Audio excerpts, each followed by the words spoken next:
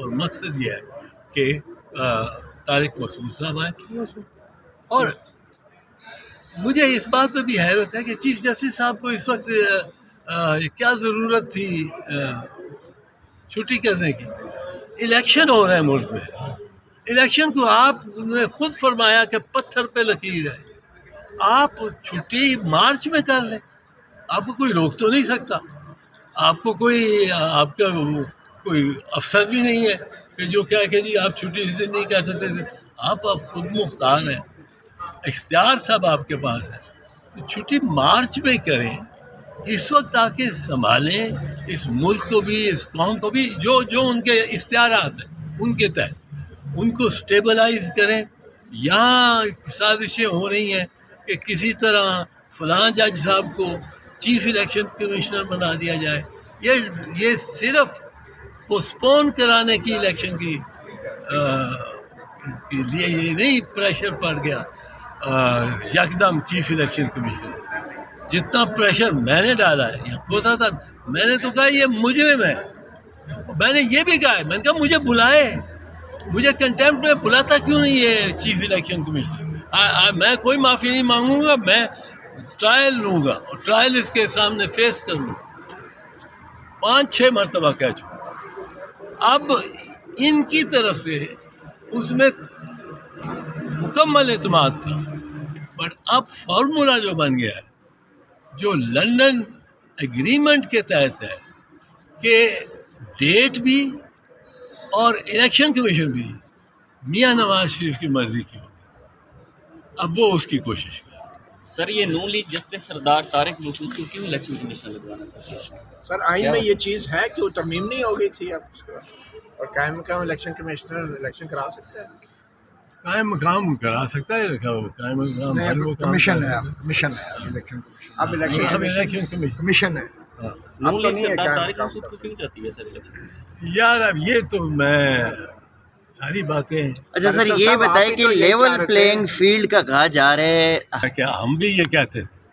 نہیں, آپ کے یہ جو کھوسا صاحب کی پی ٹی آئی نے ہائی کورٹ میں جا کے ریٹرننگ افسروں کی اپائنٹمنٹ کو چیلنج کیا, اس وجہ سے الیکشن رک گئے. چیف جسٹس جن پہ آپ شک کر رہے ہیں چھٹی پہ کیوں گئے, انہوں نے تو 8 فروری کو پتھر پہ لکیر قرار دے دیا, تب بھی آپ کو اعتراض ہے. ٹھیک ہے.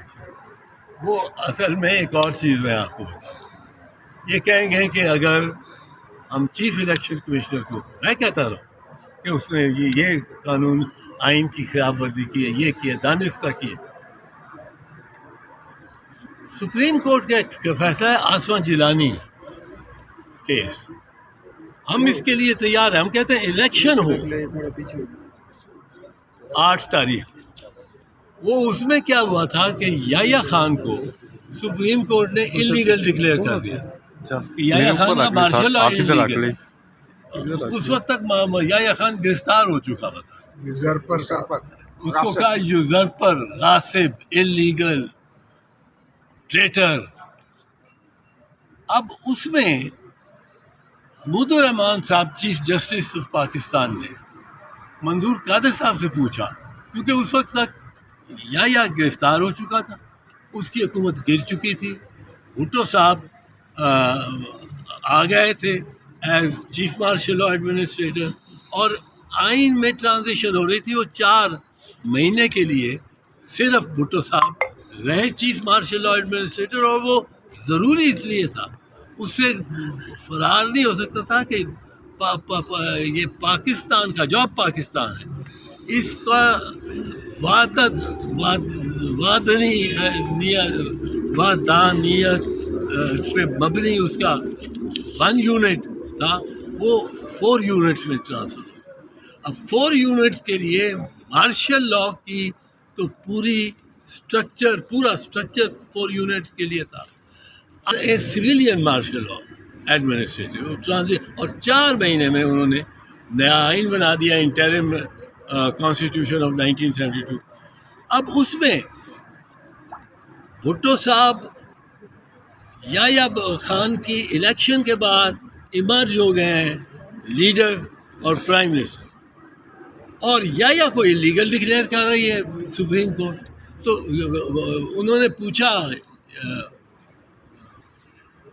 حمود الرحمان صاحب نے, چیف جسٹس نے, شیخ منظور قادر وکیل تھے. انہوں نے کہا کہ mister Manzoor Qadir, if we declare Yahya, General Yahya's regime as illegal,